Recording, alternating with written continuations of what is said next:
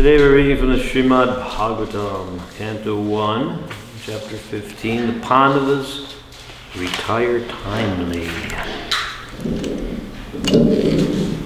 Text number 19, number 18. 18 and 19, okay. Dhamani Udhara Ruchira Smitam Shobhitani He Bharata He Arjuna Sakya Kuru Nandaneti Sanjalpitani Naradeya Hridi Sprashani Smartu Lutanti Hridayam Mama Madhavasya.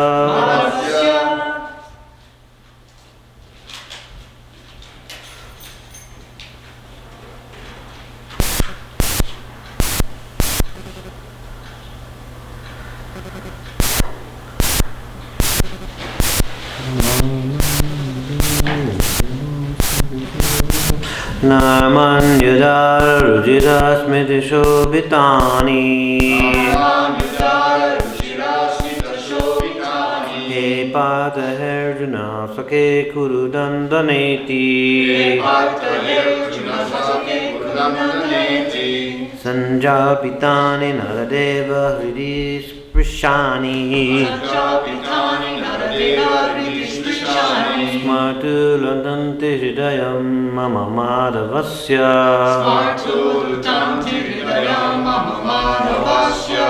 Namanyudara Ruchira Smiti Shobhatanti He Partha Arjuna Sakhe Guru Nandaneti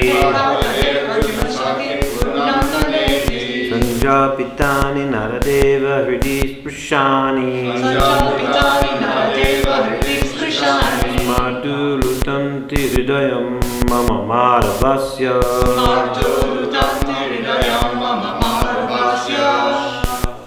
Narmanyudara Ruchira Smita Shobhitani He Partha Arjuna Sakhe Guru Nandaneti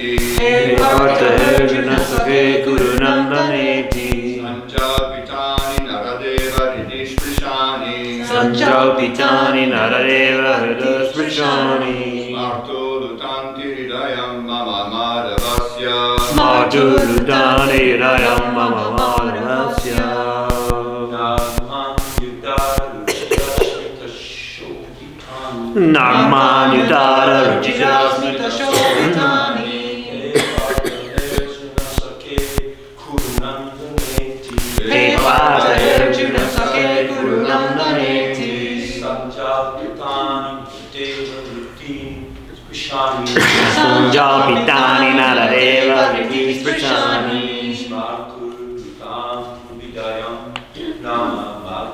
Smartu Lutanti Hridayam Mama Madhavasya.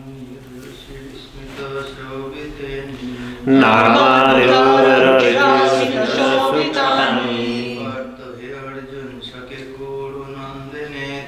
He Partha Arjuna Sakhe Guru Nandaneti Sanjalpitani Naradeva Hridi Sprashani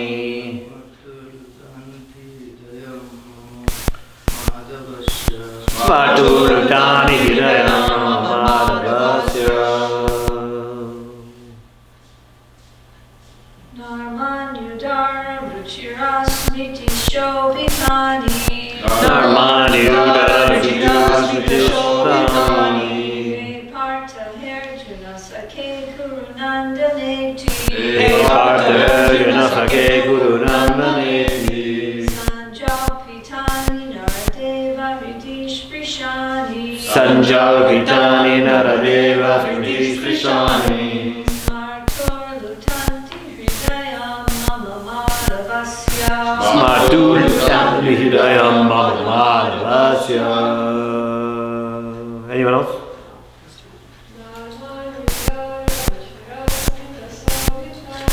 Namanidara Virasmiti Shobhatani.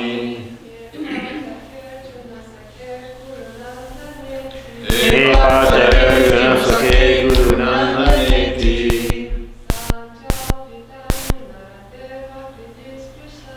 Sanjal Pitani Naradeva British Prashani. Shmaturudam Hridayam Mama Madhavasya. Namami. Conversation and jokes. Conversation and joke. Udara. Talked very frankly. Ruchira. Pleasing. Smiti Shobitani. Decorated with a smiling face. Hey. Note of address. Partha. Oh, son of Prita. Hey. Note of address. Arjuna. Sake. Friend. Kurunandana. Son of the Kuru dynasty. Iti. And so on. Sanja Pitani. Such conversation. Natadeva. O King. Priti. Heart. Sprishani. Touching. Smartu. By remembering them. Lutanti. Overwhelms. Hridayam. Heart and soul. Mama. My. Madhavasya. Of Madhava. Krishna. Translation. Arjuna, continuing his talks to Maharaj Yudhisthira. O King, his jokings and frank talks were pleasing and beautifully decorated with smiles. His addresses unto me as O son of Prita, O friend, O son of the Kuru dynasty, and all such heartiness are now remembered by me, and thus I am overwhelmed. Text 19.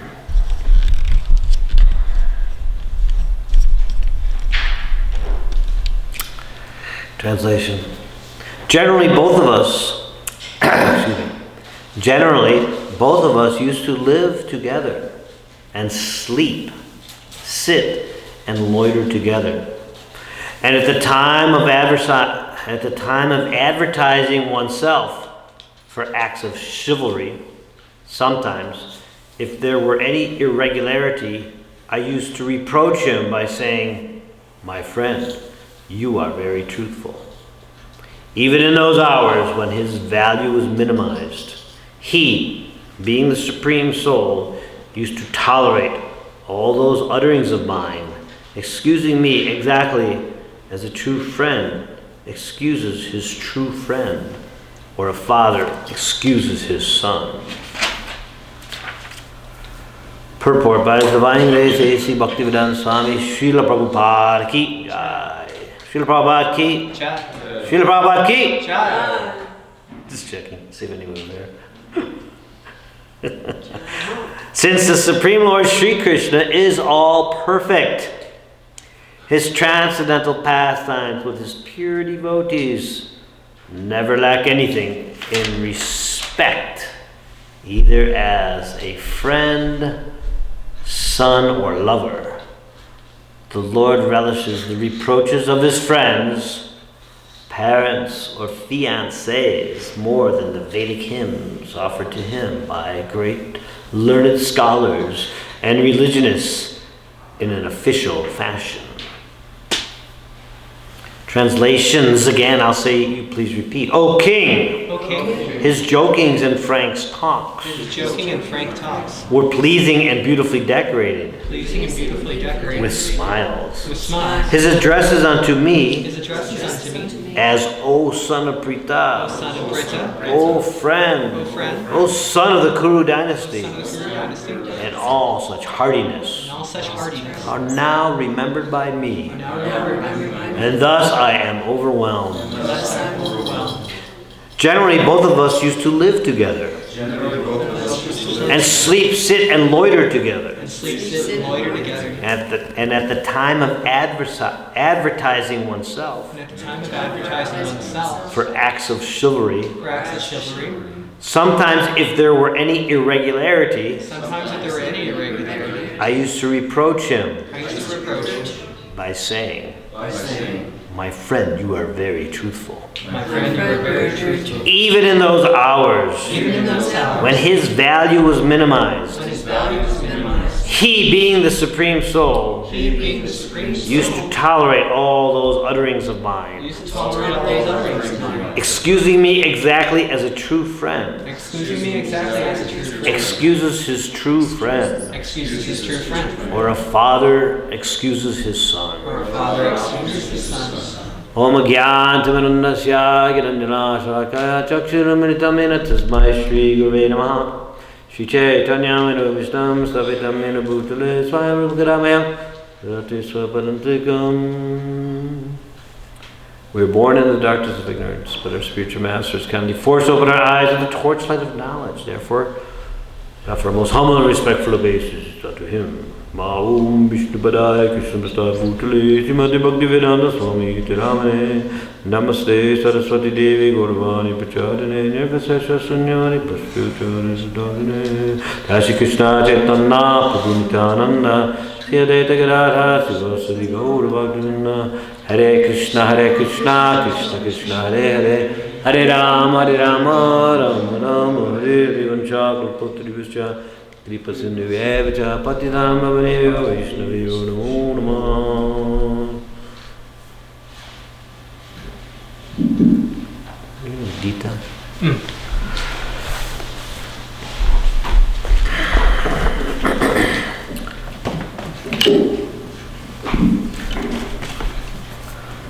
So Arjuna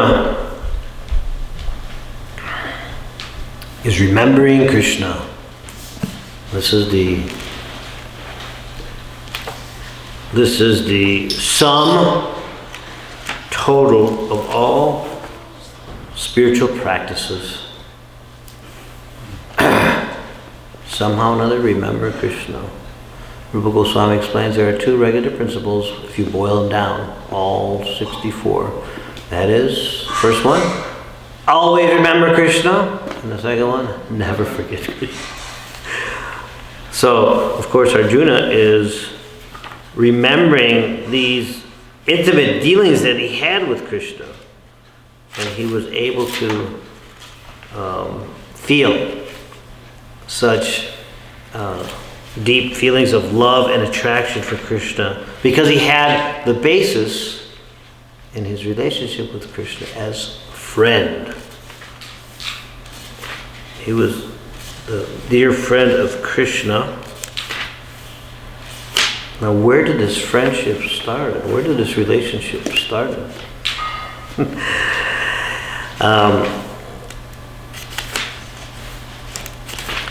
According to the Mahabharata and Srimad Bhagavatam,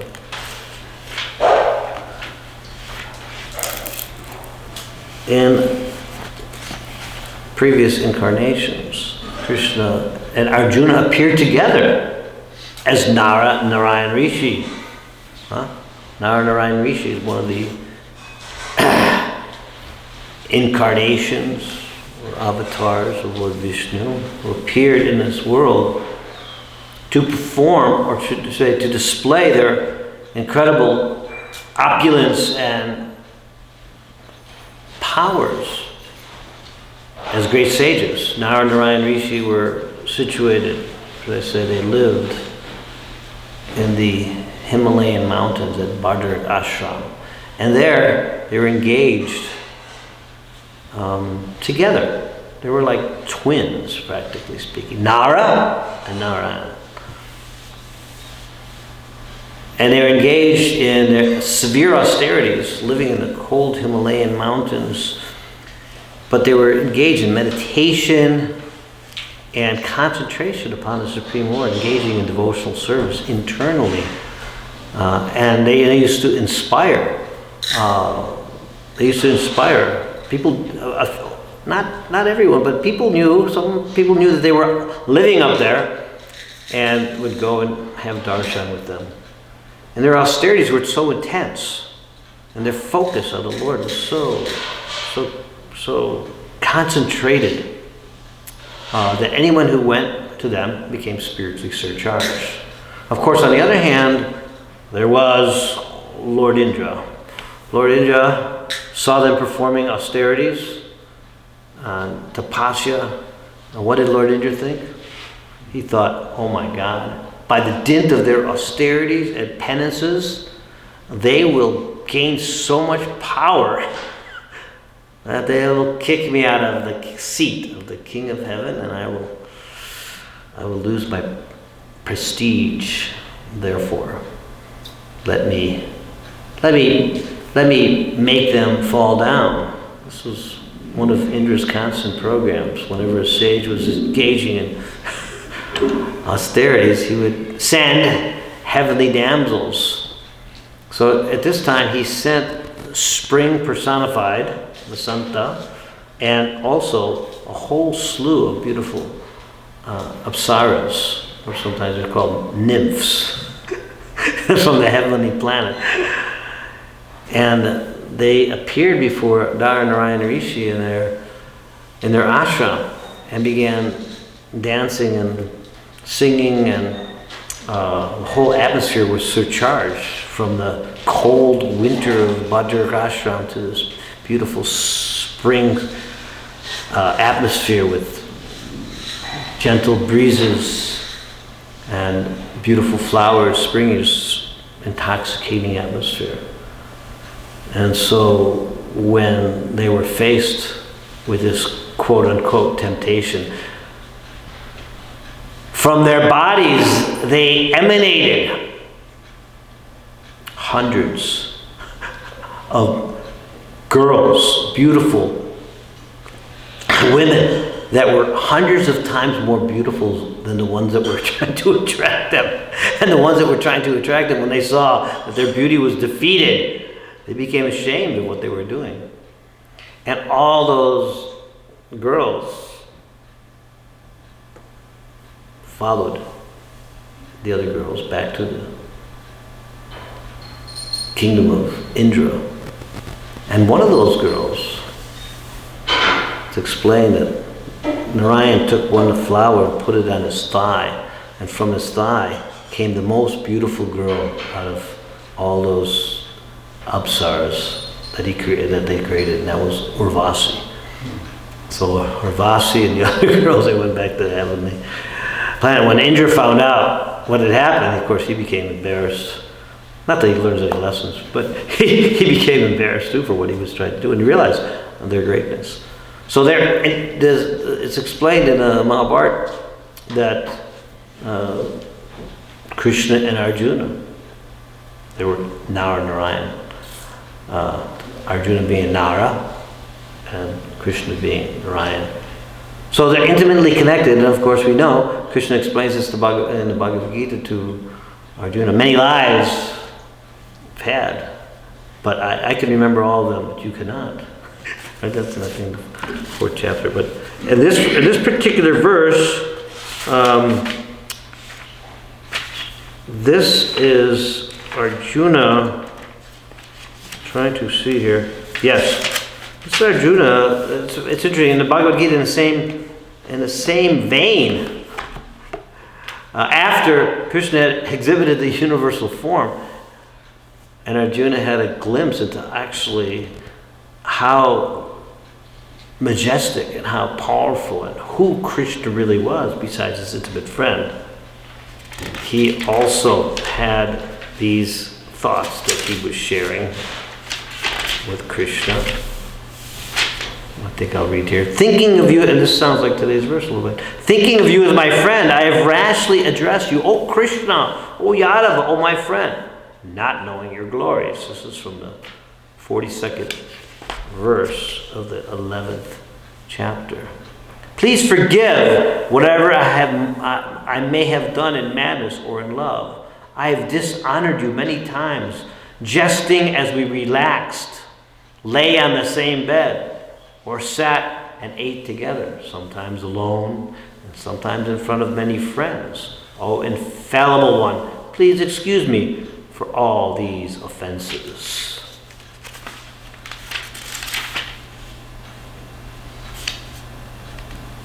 You are the Supreme Lord, to be worshipped by every living entity. Thus, I fall down to offer you my respectful obeisances and ask your mercy as a father tolerates the impudence of his son, a friend, the impertinence of a friend, or a husband, the familiarity of his wife. Please tolerate the wrongs I have done you. So this is interesting. That Arjuna's got that same feeling here. So sometimes we try. Sometimes in studying the Bhagavad Gita or studying the scriptures, we tend to, should I say, emphasize not Arjuna's friendship with Krishna, but Arjuna's surrender to Krishna, Arjuna's submissiveness to Krishna. In fact, Bhagavad Gita, Prabhupada explains many times that in the beginning, Arjuna and Krishna were talking as friends. Only when Arjuna became completely overwhelmed with the situation and started to inquire from Krishna, then the relationship changed. And no longer was Arjuna accepting Krishna as a friend, but accepting as a spiritual master. And this is how we emphasize it. So I was thinking, how did this friendship develop? Skipping the part about, not moving into this realm rather than the realm as worshiping Krishna as an ultimate spiritual master. But how did the friendship? So sometimes when we meet friends or meet people, we remember the first time we met. Well, and we talk about that. Yeah, I've known him since 1974. Right? The first time we met, So where was the first time when Krishna met Arjuna? I was thinking of that. So of course, this is explained in the Mahabharata that when the Pandavas escaped the house burning black, and then they were. This was actually the Pandavas went incognito twice. Once when they escaped the burning of the house of black, and of course later on when they were forced into exile, forced to be incognito. But at that time, they decided to go and disguise themselves as Brahmins, leaving from the tunnel. They escaped, and they kind of were. They took the life as the beggars. They were begging food, and to describe how they went to Ekachakra and stayed in the house of Brahman, and then of course Bhima killed the demon Bakasura. And they left there basically blowing everybody's mind, but still they were incognito. They didn't really know who they were. And then in their travels, they traveled further, and they met different sages, and they were telling about this upcoming marriage ceremony called Swayamvar of Draupadi, and they became very excited about going and attending that. And they started to travel in that direction. And then they were with Domya. They met up with Domya, who was their priest, so they started walking together. So the Pandavas were wearing, remember everything they owned had burned up not everything they owned, but anything they had with them had burned up in the fire. So they were just wearing basically like simple cloth, and and they were hanging out with Brahmins. So when they heard about it, they decided to go when they heard about Swayamvar, decided to go. So Swayamvar was conducted in the kingdom of Drupad, and it was these. He had built this whole stadium with mansions all around it, and the Pandavas had entered into the kingdom, and Drupad had made arrangements for all the kings of the world. Actually, the greatest kings and Kshatriyas of the world made arrangements for them, and he also made arrangements for Brahmins and the general people in the stadium. It's explained that the walls were made out of granite, and there was an opening. There was like 100 entrances for masses of people to come in and watch this incredible contest that he had arranged. And so the Pandavas came in as Brahmins, even though they wanted to compete. They came in as Brahmins, so they just basically had to watch all these kings competing, including or trying to compete. And some of them, you know, the bow that Drupad had arranged was so strong that most of them couldn't even string the bow, and if they did, it kind of like they kind of threw them back. And the only one that really was successful was Duryodhana. After dozens tried, Duryodhana was actually successful, and he got the bow strung, and he aimed at the arrow. He aimed his arrow, and it just missed by like a mustard seed. And then, of course, Karna, he stepped up, and then Draupadi said, "No, I do not accept. I do not accept any carpenters or sons of charioteer drivers." So everyone all the Kshatriyas had tried, and nobody had won the hand.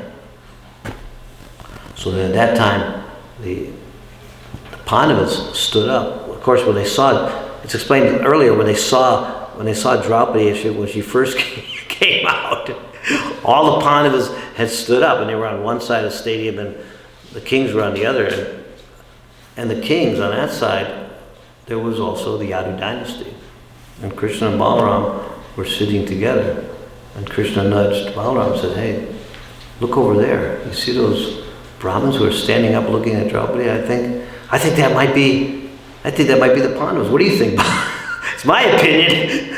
My opinion, those could be the Pandavas. And Balaram looked over and saw how these Brahmins with arms like the trunks of elephants, and he kind of smiled and agreed.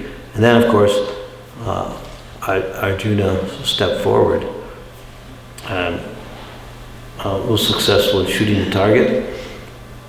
And at that time, it wasn't like there was a big celebration. All the Kshatriyas who had been defeated, not being able to get Draupadi, they became agitated, and there was actually a fight ensued.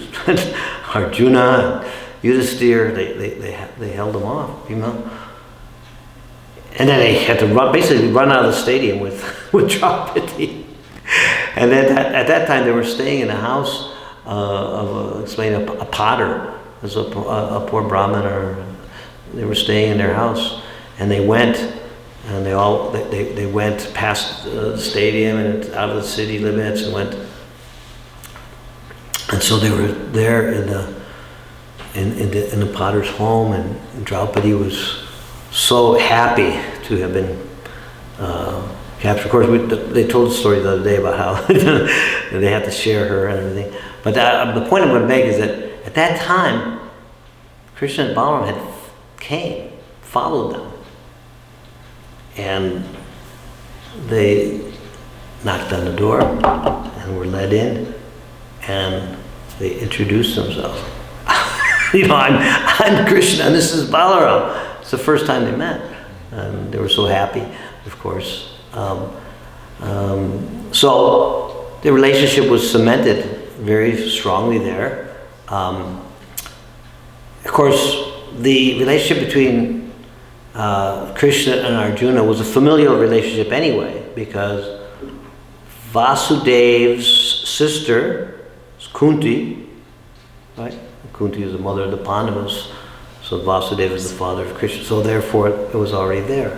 Later on, we had told the story the other day, how Krishna helped Arjuna become married to Subhadra, so the relationship was even more cemented by familial connections. So these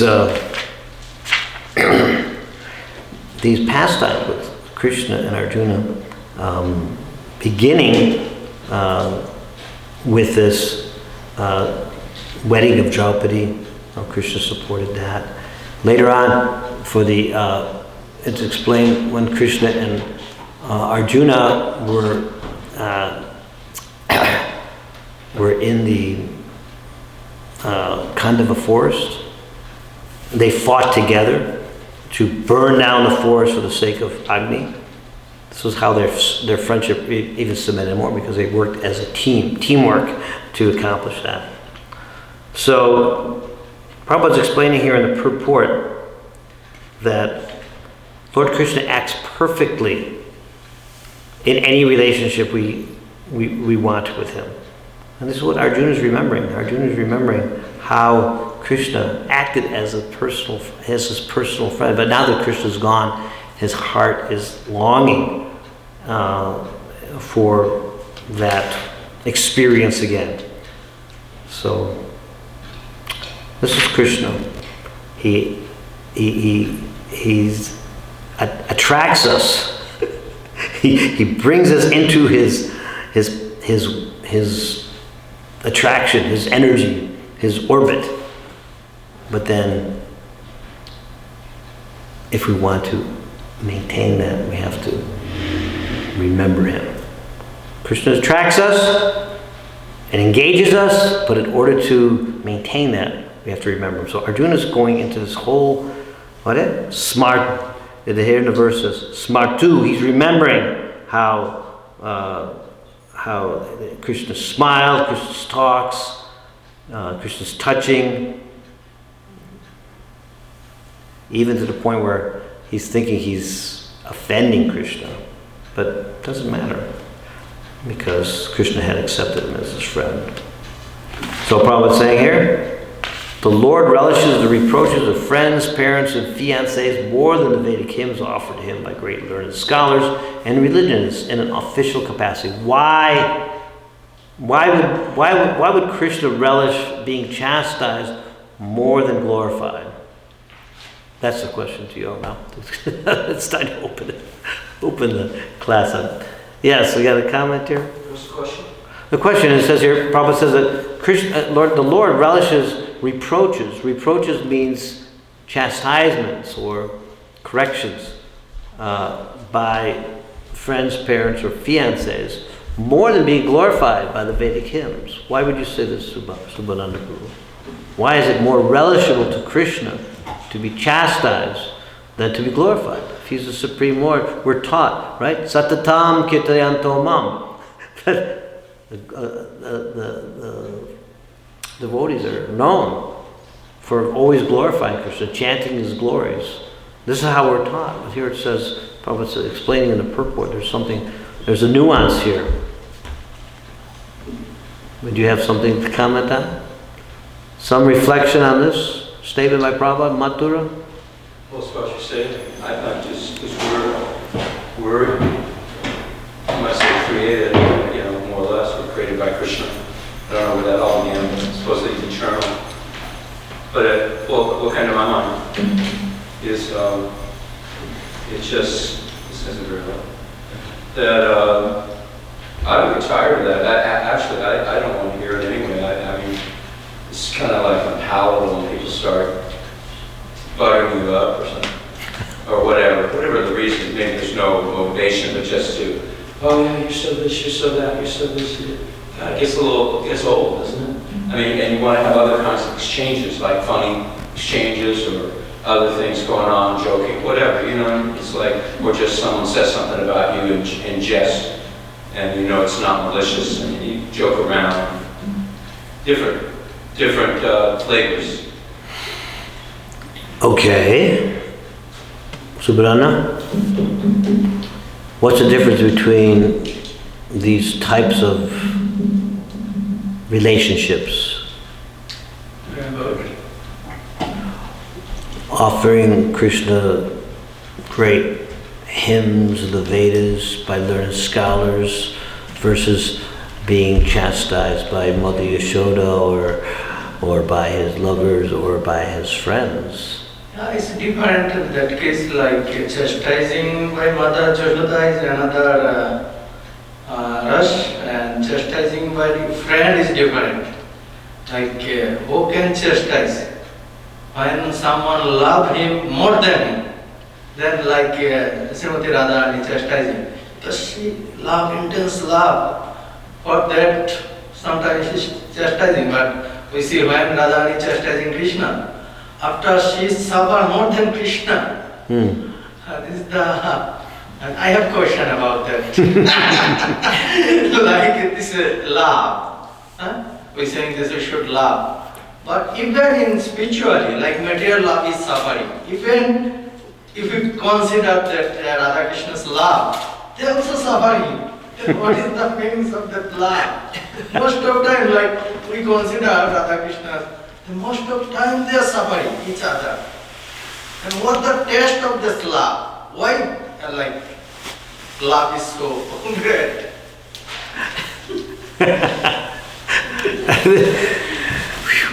What a question. My reflection on that would be that Krishna is the all perfect, the all full of all bliss. Right? Krishna means the one who everything that is connected with him creates bliss. Even so-called suffering or separation from him is considered to be the highest. Because why? It like Arjuna. Actually, if you take these verses for really the emotional content of these verses, Arjuna's not like, he's suffering. These verses are Arjuna's expressing his suffering from separation. But in one sense, he's relishing the remembrance of Krishna. His remembrance of Krishna is actually more intense here than when he was with Krishna personally. So that's the secret of Lord Chaitanya's teaching, the mysterious teaching that separation is the highest, because it increases the intensity of feeling, and therefore in that intensity of feeling, Krishna is actually present and soothes the heart, even though it looks to us like suffering. It's actually bliss. So, but the question is, why is Krishna relishing more? Because here Arjuna is saying, I used to reproach him. So reproach means what? Chastise or question or doubt, right? Reproach. Correct him. So Arjuna is saying, I used to reproach him by saying, my friend, you are very truthful. Exactly.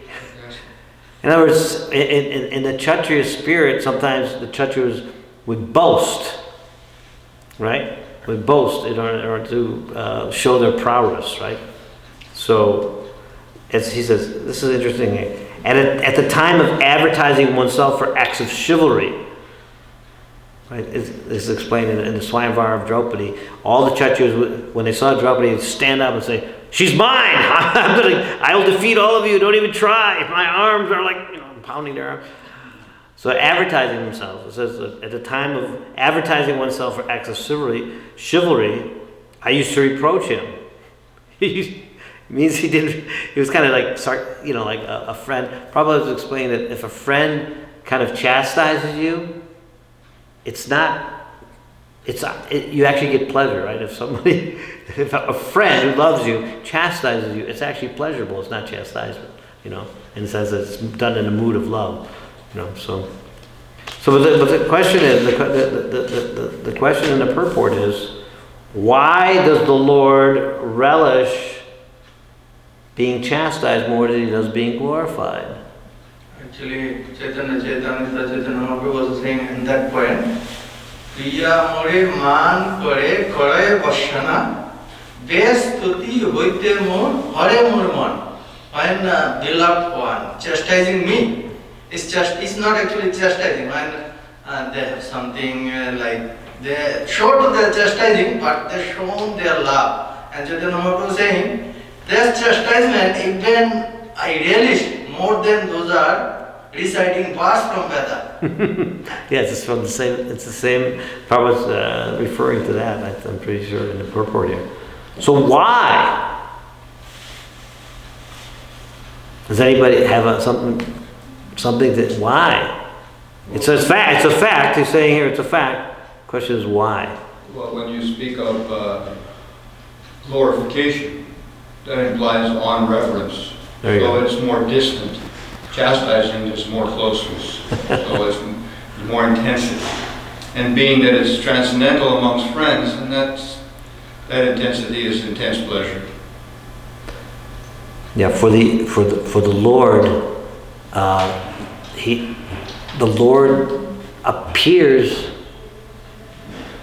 in Vrindaban. He appears as he is in order to exchange love in these rasas.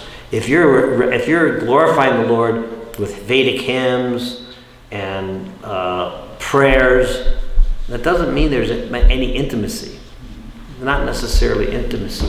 But when the Lord accepts the role of a child or as a friend or as a lover, then there's intimacy. And in those exchanges, probably in the purport here, he says the Lord is all perfect. When he plays the role of a child or a lover or as a friend, he does it perfectly. Why does he do that? Is to experience more intimacy. The intimate love is what attracts Krishna, not the prayers of the Vedas offered by great learned scholars, but it's actually the intimate love. And that's what Lord Chaitanya has actually come to give us, through the Sankirtan movement, to reveal this pastimes of Krishna and as a son of Nanda, or as a lover of the gopis, like this. So that's really based on love. It's a degree of love that is more relishable to Krishna, not the amount of prayers. It's the degree of love. And even if that love takes the form of being chastised or being chased by a stick by his mother or whatever, this is it's a loving exchange, which is what Krishna's hankering for. We tried it with a meaning, but it backfired. Yes, different. I have a question. Yeah.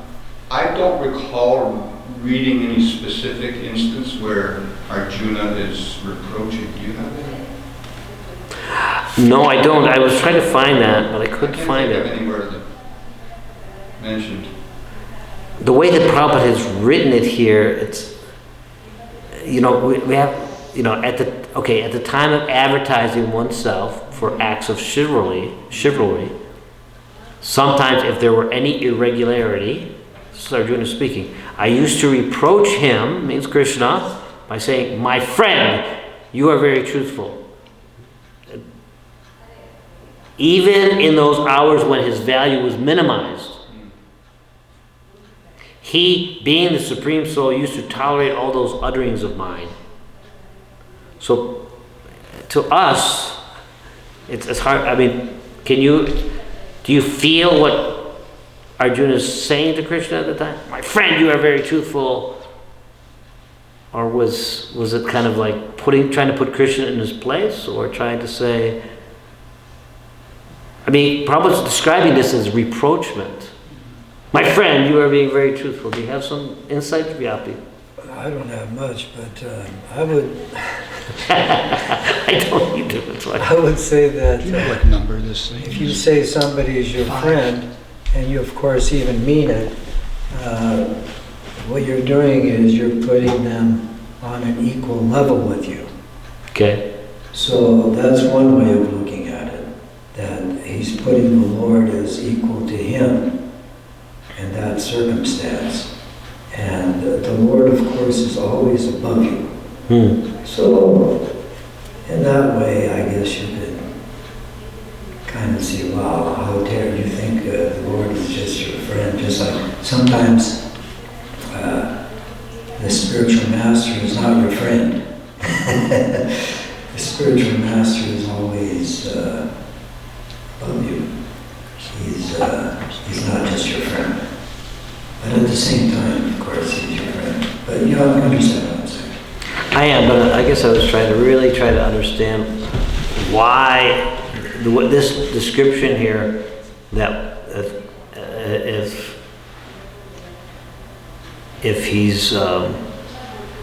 if Krishna is advertising himself, right? Advertising oneself for acts. At the time of advertising oneself for acts of chivalry, I used to reproach him by saying, "You are very truthful." How is that a reproach? I'm trying to see that.